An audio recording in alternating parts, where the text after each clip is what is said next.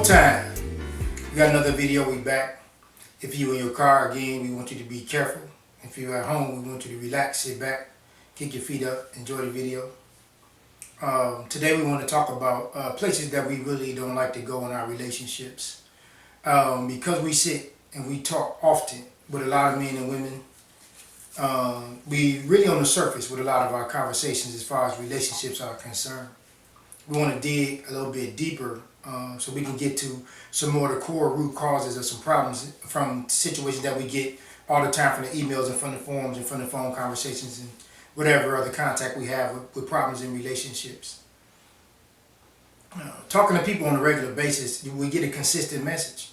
It's kind of like, the old school mechanic who could listen to your car over the phone back in the day and he could tell you what was wrong with it. Or you could give him the make or model of the car and they could tell you actually how many miles was on it, and they could tell you what the problem was based off of the make and model of the car and the amount of mileage that you had on that vehicle at that particular time.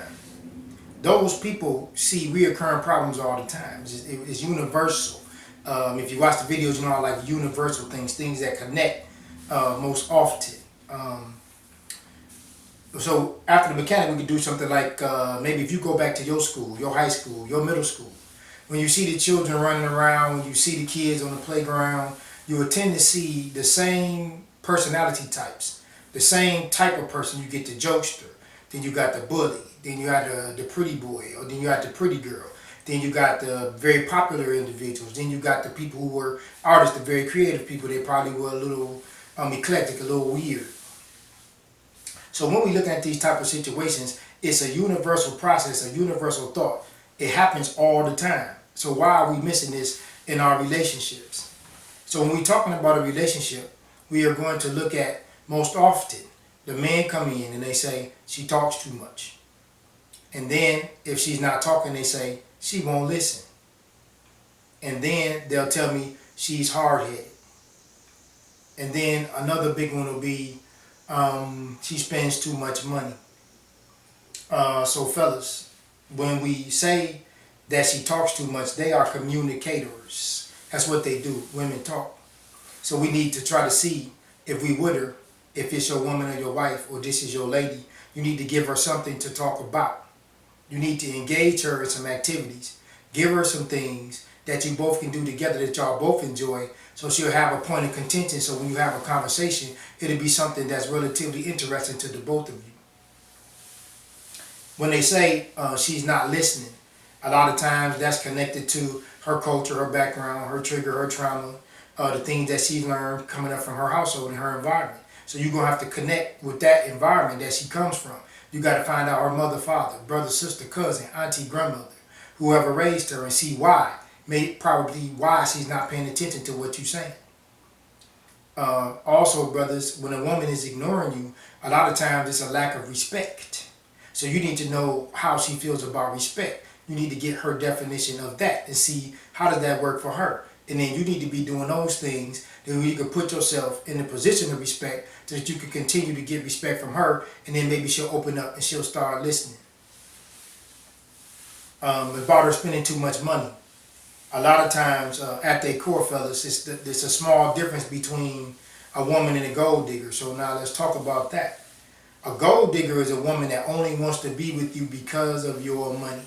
There's no other reason. There's no other attraction. She doesn't want anything from you. She's just going to enjoy the fact that you can spend a lot of money on her and she can enjoy the fruits of your labor. A woman is going to need you to protect and provide. She's going to need you to have some means, especially if she's of child-rearing age. She's going to need you to have enough money so that you can take care of her and that family. So if she chooses to want to stay off for 2 to 6 months or stay at home totally with the child, that you can handle that situation, that's ideal for her. So the difference between her and the gold digger could be simply that a gold digger is only interested in your money. And your woman could be your life partner. That could be your wife. She could be loyal. She could have respect. She could be support for you. She could be, your lover. She could be many different things to you other than a gold digger. But a woman is still going to need you to have means. It looks the same, but they're very different. Okay, the ladies, fellas, they're saying, I just told you what the fellas say to the ladies. So we're going to talk about what the ladies come most often with the fellas. Maturity. They're looking for a man who is mature. They don't want to, there's nothing wrong with playing the game. Nothing wrong with that. Play the game. You enjoy that, do that. But let's make sure first that we handle in the business so that we can take care of whatever needs that she does have. We want to make sure we get to her core needs, the things that make her tick as a woman. Her the deepest core of her essence, what makes her tick. Those are the things we have to do before we turn on that game. So the maturity is connected to, that's the umbrella. The maturity is the umbrella. So everything up under that is what could be a lot of things covered up under maturity. So that can be maybe not playing the game. Maybe going to get a second job for a month or two so that y'all can go take that trip that y'all both agree that y'all need to take. It could be something simple, just paying attention to her small needs. Maybe it could be washing the car, taking the trash out more often. Not making her ask for certain things that's small around the house if she's bringing in the groceries. Things like that. All of that, she's looking for the maturity from her man in that respect. So maturity is huge for the ladies as far as when they're dealing and dating the fellas, even in the marriage situations. A lot of times they say that the brothers don't communicate. Fellas, we know we love to talk just like they do, but we like to talk about different things. So like we stated earlier, we need to find some common ground. We need to find something that we can discuss together so that you can have that conversation with her. But again, if you're going to lead and you should be leading, you're going to have to make sure that the things on the table is something that interests you both, because she's probably going to be long-winded. So if she's long-winded, you want to make sure that you have a common ground and the conversation is going to be conducive to the both of you. So we got maturity, and then we have communication. After that, it's going to get into the intimacy and the emotional connection. So now, fellas, for us, that looks like the same thing. But for them, an emotional connection and an intimate connection are two separate things. We need to learn that she is an emotional vessel. So we need to find ways to understand that we think logically, she's going to think emotionally. So while she's thinking emotionally, how can we connect with that from a logical perspective? Because we're functional and practical, and they go for aesthetics, and they want to go for beauty and pretty and soft and sweet. So a lot of times that's not functional, and that doesn't work for us. So we have to find a way to connect to her emotional side. So you need to sit down, fellas, and have that conversation with her and find out what does that emotional and intimate connection look like to her. So from an emotional standpoint, they are going to communicate and have a lot of things to say, and sometimes it's just her emotions. It doesn't mean anything, fellas. We can't literally take her so seriously all the time. So when she says we don't communicate, because she's probably coming from an emotional place, and we're probably coming from a functional, practical place. So when we try to make logic out of an emotion, the emotion is just a feeling. It really has nothing to do with what she's saying a lot of times. So that's why we have to get in touch with her emotional side, and that'll help us be able to communicate. Now, fellas, intimacy for us, intimacy to her can be something like bringing home a flower.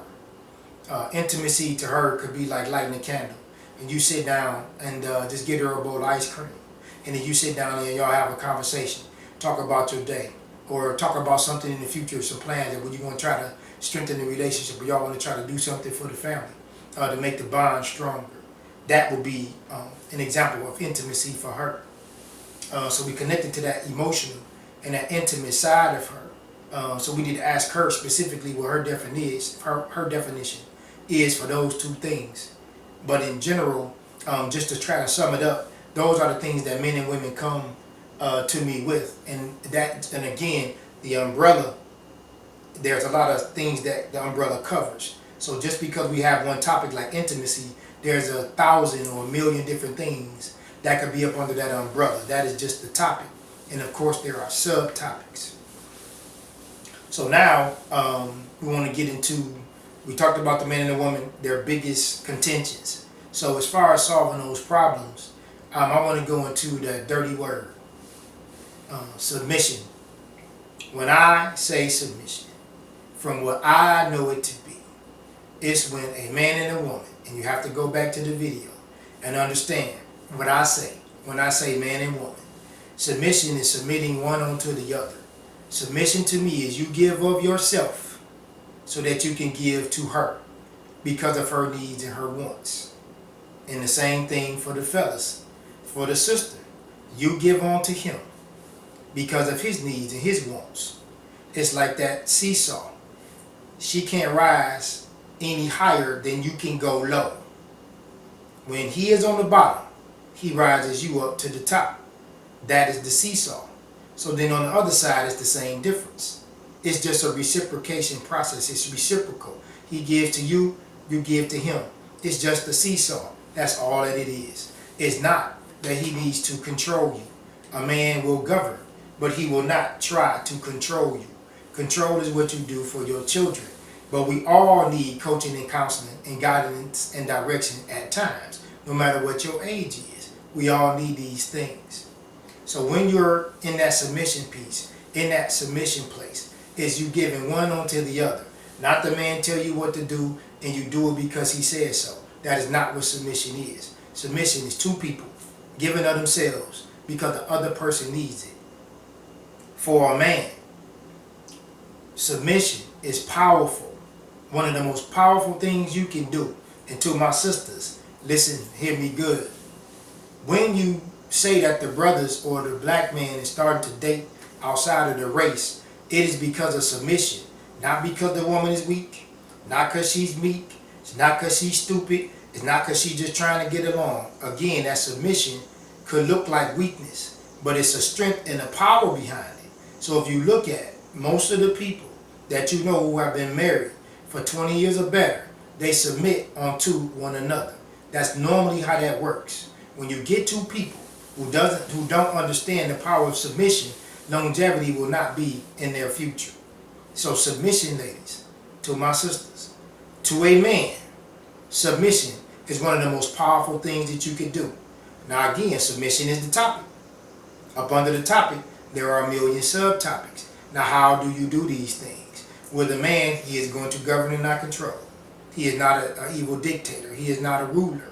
He is there to help guide and direct. He is there to help coach and counsel. He is there to cultivate. He wants to help you. He wants to give you his power.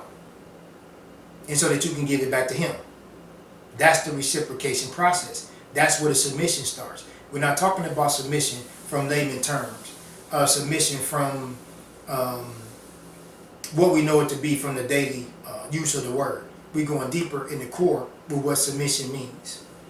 So we want you to take this information. We want you to try this information. We want you to test this information. Take it to the barbershop or take it to the hair salon. Take it to the job or take it to the church. I want you to drop us a like, subscribe, and give us a comment. You can drop us an email as well, and the phone number is there too. Thank you. This is the Clipperdome Chronicles.